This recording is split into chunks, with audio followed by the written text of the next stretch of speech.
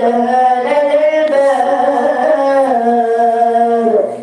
قالت ما جزاء من أراد بأهلك سوءا إلا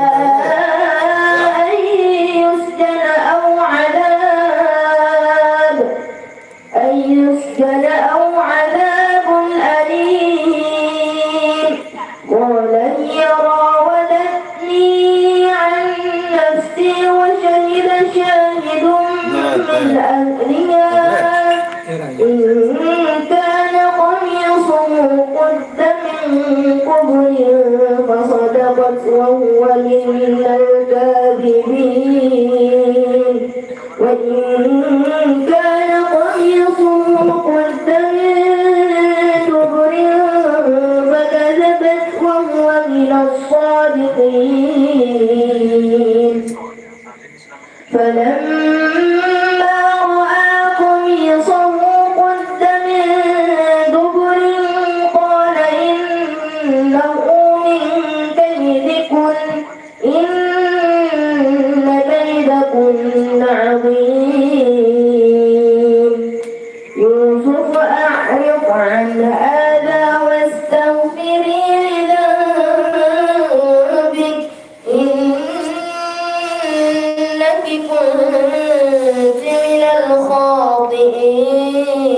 الخاطئين صدق الله العظيم.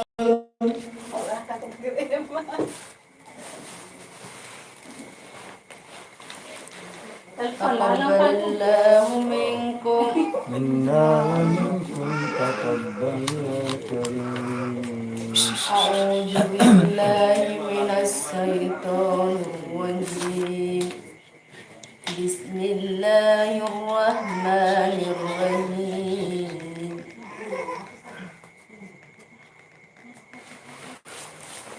وكان نسوة في المدينة امرأة العزيز تراود فتاها عن نفسه فكسبها حبا إنا لنراها في ضلال مبين فلما سمعت